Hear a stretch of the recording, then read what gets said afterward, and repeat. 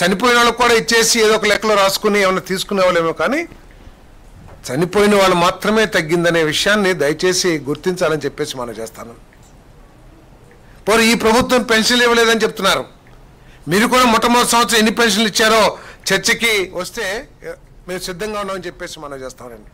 మేము మొట్టమొదటి సంవత్సరంలోనే ఎవరైతే వితంతువులు ఉంటారో, భర్తను కోల్పోయి పెన్షన్ పొందుతూ భర్తను కోల్పోయిన వాళ్ళు ఎవరైతే ఉంటారో వాళ్ళకి వెంటనే పెన్షన్లు ఇచ్చే కార్యక్రమం చేస్తున్నాం. దాదాపు 1,20,000 మందికి అటువంటి పెన్షన్లు కూడా ఇవ్వటం జరిగిందని చెప్పేసి నేను ఈ సందర్భంగా మనవి చేస్తా ఉన్నాను. దేశంలో ఏ రాష్ట్రంలో లేని అమౌంట్ని 4,000 నుంచి 15,000 రూపాయల వరకు కూడా వివిధ దీంట్లో కేటగిరీస్లో పెన్షన్ ఇచ్చే రాష్ట్రం ఆంధ్రప్రదేశ్. కూటమి ప్రభుత్వం, ముఖ్యమంత్రి చంద్రబాబు నాయుడు గారు అనే విషయాన్ని జగన్మోహన్ రెడ్డి గారు గుర్తించాలని చెప్పేసి మనం చేస్తాను. మరి అదేవిధంగా ప్రతి రైతుకి ఏటా 20,000 ఆర్థిక సాయం అంటున్నారు. మేము ఇవ్వలేదా?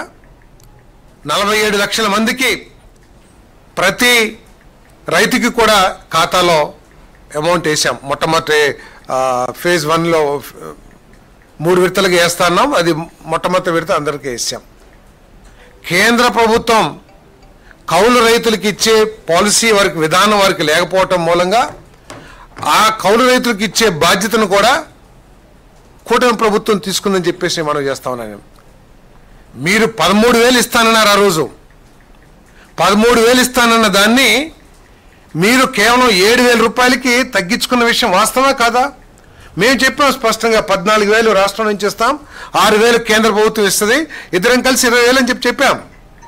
మీరు 13,000 మేమే ఇస్తామని చెప్పేసి 7,000కి తగ్గించుకున్న మీరు కూటమి ప్రభుత్వాన్ని అన్నదాత సుఖీభవ విషయంలో మాట్లాడటం కరెక్ట్ కాదని చెప్పేసి నేను మనవి చేస్తా ఉన్నాను. నేను ఈరోజు తల్లికి వందనం మీరు కూడా చెప్పారు, ఏదో చెప్తున్నారు. జగన్ అన్న ఇచ్చే పథకాలన్నీ కూడా చంద్రబాబు నాయుడు గారు కంటిన్యూ చేస్తా అని చెప్పారు, ఇస్తలేదని చెప్తున్నారు. ఎస్, చర్చిస్తానికి సిద్ధంగా ఉన్నాం. మీరు ఏ విధంగా ఎన్నికల ముందు హామీ ఇచ్చారు, 2019 ఎన్నికలకు ముందు, వచ్చిన తర్వాత ఏమేమి మోసాలు చేశారో కూడా చర్చకి సిద్ధంగా ఉన్నామని చెప్పేసి మనం చేస్తా ఉన్నాను. నేను ప్రతి స్కూల్కి వెళ్ళే ప్రతి విద్యార్థికి మీరు 15,000 ఇస్తారన్నారు అమ్మ ఒడి కింద. కానీ ఓట్లు వేయించుకుని గెలిచిన తర్వాత దాని ఇంటికి ఒక్కరికే పరిమితం చేసి ఒక్కరికే ఇచ్చిన విషయం ఒకసారి జ్ఞాపకం చేసుకోవాలని చెప్పేసి నేను వైఎస్ఆర్ కాంగ్రెస్ పార్టీ గుర్తు చేస్తా ఉన్నాను. కానీ కూటమి ప్రభుత్వం, చంద్రబాబు నాయుడు గారు, విద్యాశాఖ మంత్రి మా ప్రీతమ యువనేత లోకేష్ గారు ఎక్కడ కూడా దాన్ని తగ్గించుకుంటారు. మీకు మెల్లే మీరు కూడా ఓటే ఇచ్చారు కదా, మనం కూడా ఓటే ఇస్తే సరిపోతుందిలే అని చెప్పేసి ఎక్కడ ప్రయత్నం చేయాల. ఇంట్లో ఎంతమంది ఉంటే అంతమందికి ఇచ్చే కార్యక్రమం చేస్తా ఉన్నాం. 67 లక్షల మందికి మేము ఈ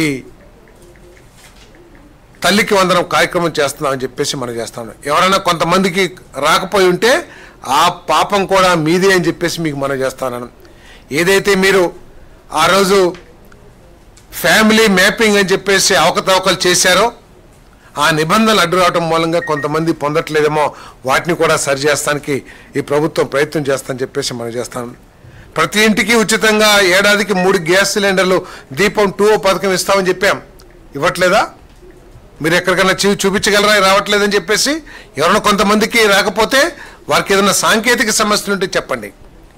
అంతేగాని ఇవ్వట్లేదు, అసలు సూపర్ 6 మొత్తం ఫ్లాపు అంటే మీ కడుపమంటని తీర్చుకుంటున్నారు తప్పితే మీ మాటల్ని ప్రజలు ఎవరు కూడా లెక్క చేస్తలేదని చెప్పేసే విషయాన్ని మీకు చాలా స్పష్టంగా చెప్తున్నానని చెప్పేసి కూడా నేను మనవి చేస్తాను. నేను ఈరోజు దాదాపు 1 కోటి మందికి ఈ దీపం 2 పథకం కింద సిలిండర్లు ఇచ్చే కార్యక్రమం చేస్తున్నాం. 3 సిలిండర్లు ఇచ్చే